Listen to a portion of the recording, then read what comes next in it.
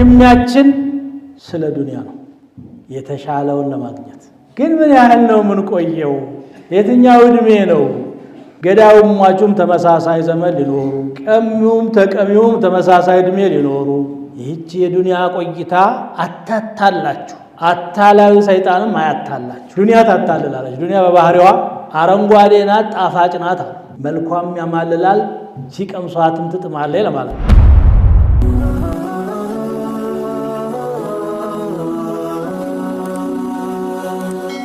ሰብስክራይብ በማድረግ ቤተሰብ ይሁኑ الحمد لله رب العالمين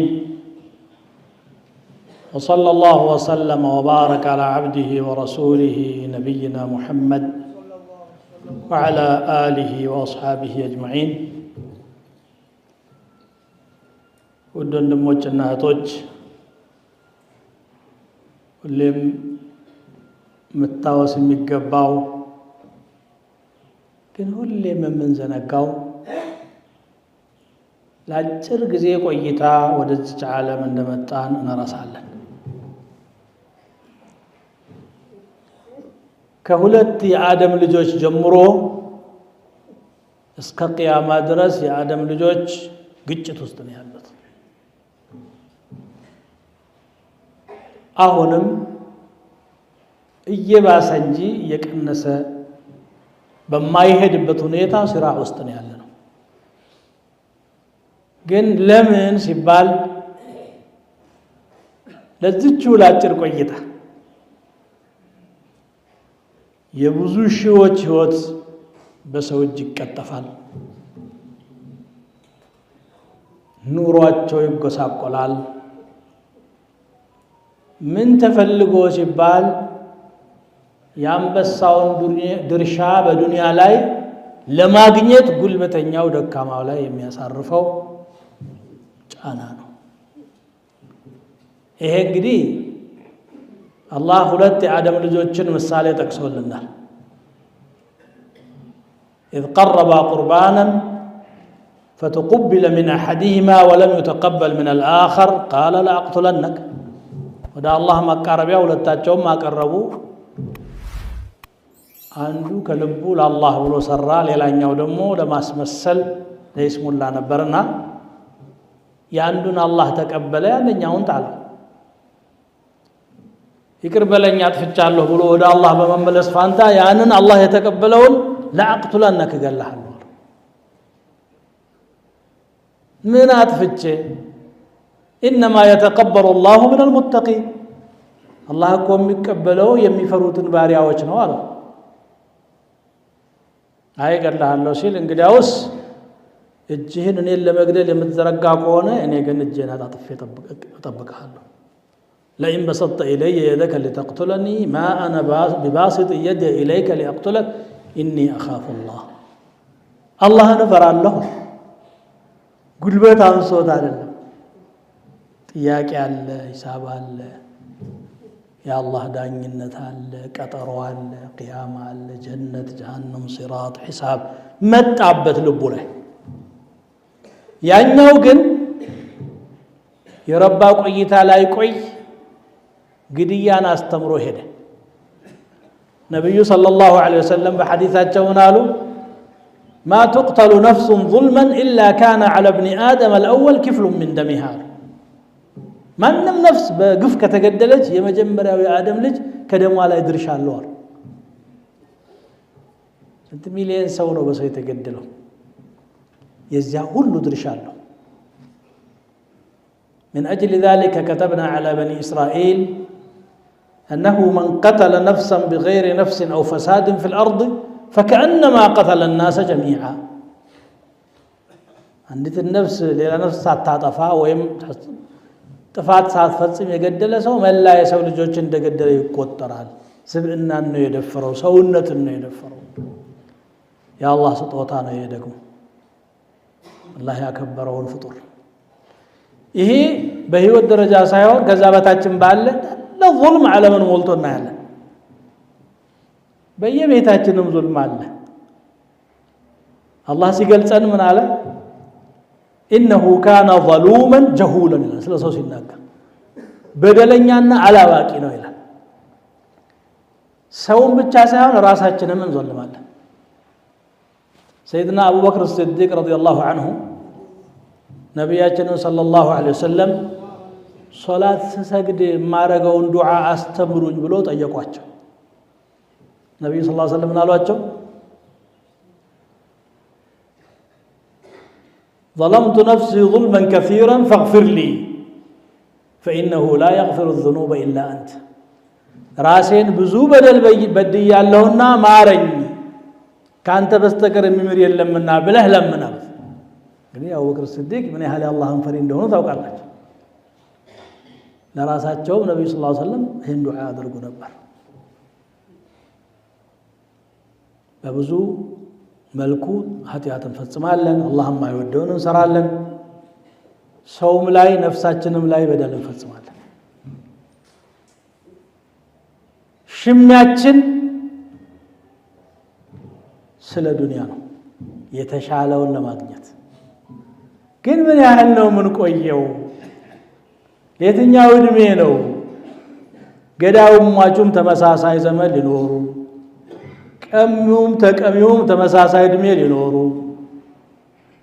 በዳውም ተበዳውም ተቀራራቢ ቆይታ ሊቆዩ ለዚህ ዱንያ አንዱ 100 አንዱ 200 ቢኖር ኖሮ እንኳን ከዛ ወዲህ 100 ዓመት 100 ዓመት በልቷል ይባላል።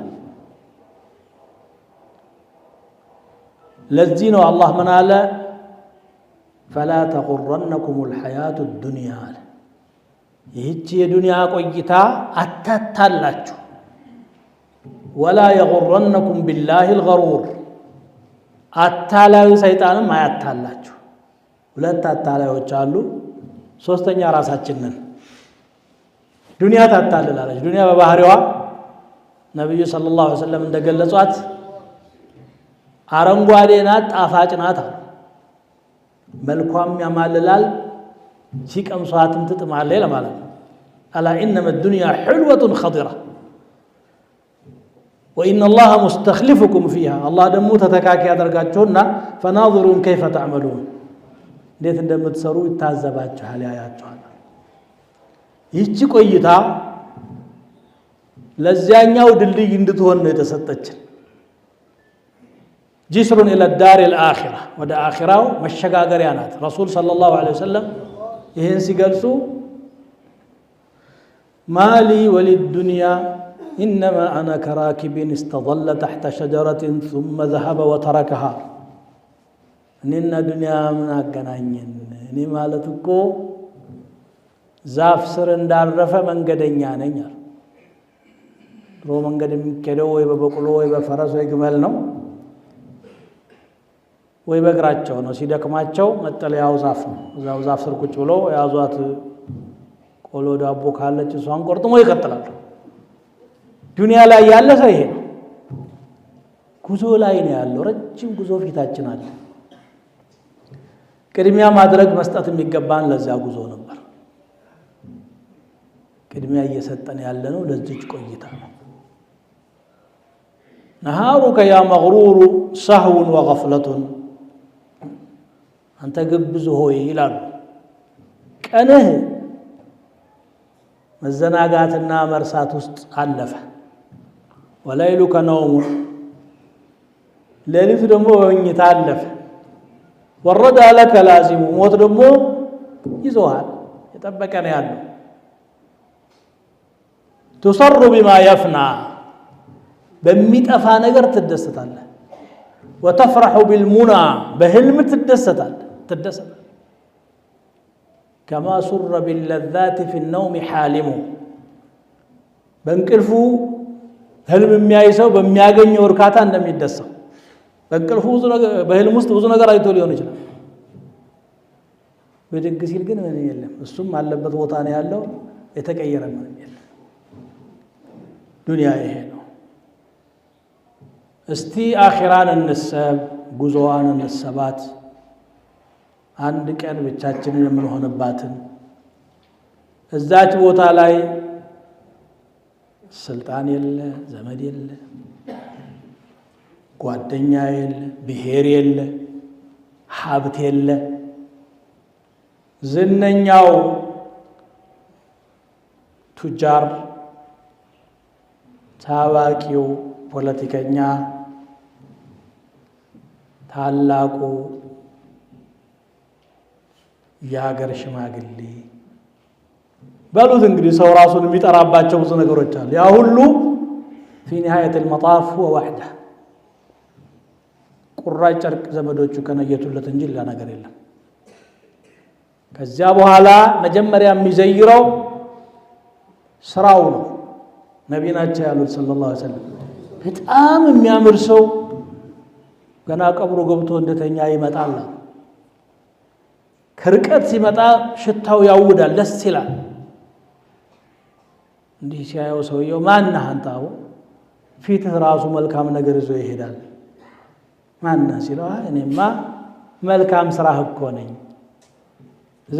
ዱንያ ላይ ሳለህ የለፋህብኝ መልካም ስራ ነኝ በዚህ መልኩ አላህ አምጥቶኝ ነው ነምናው መተል አሩስ የሙሽራ መኝታተኛ አንተ ምንም የለብህም ብሎት ይሄዳል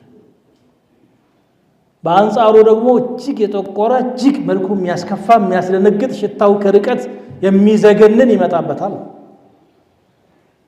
ማን ሀቡ አንተ መከራ ያዘልከና ወጅሁከ الوجه الذي ياتي بالشر ይላል ያቺ የሰራት ስራህ ነኛ ከሁለቱ መርጦ የሰራው ማን ነው ባለቤቱ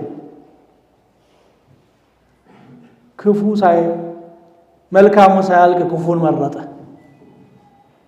ደጉ ሳይሳነው መጥፎውን ሰራ ይሄ ነው ስለዚህ እቺን የዱንያ ቆይታችንን አላህ Subhanahu Wa Ta'ala ዘንድ ማን ዋረድባት ስራ ሰርተን እንለፍ ያለቀች ነው ሐቂቃ በቀን ቆጥሮ አልተነገረንም ግን አጭር መሆኗን ሁላችንም እናውቃለን መቼ እንደሆነች ነው ማናውቀው ለዚያ ለረጅሙ ጉዟችን የሚሆነንን ስንቅ እንያዝ እንግዲህ አንድ ሙእሚን ለሙእሚን ወንድሙ መምከር ያለበት ለራሱም መንገር ያለበት ይሄ ነው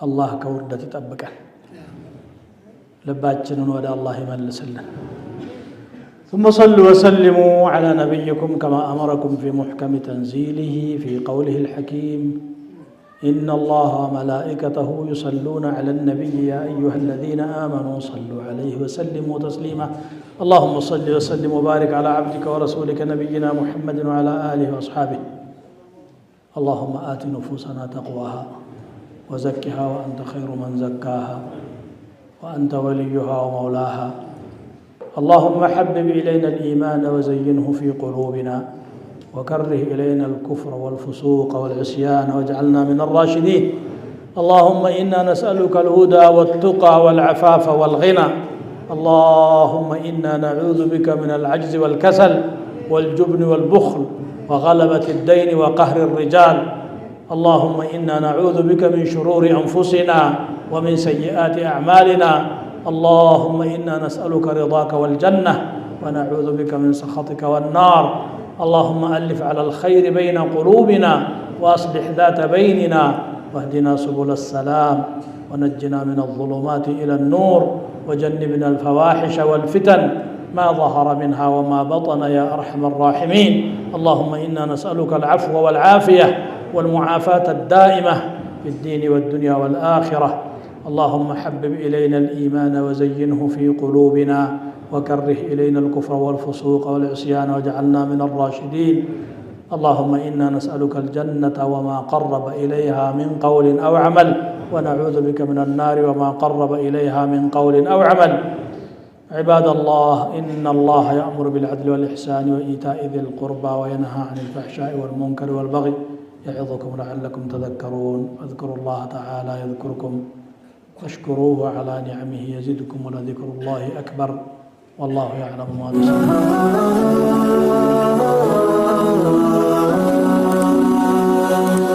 سبسكرايب بمرق بيتساب يهرو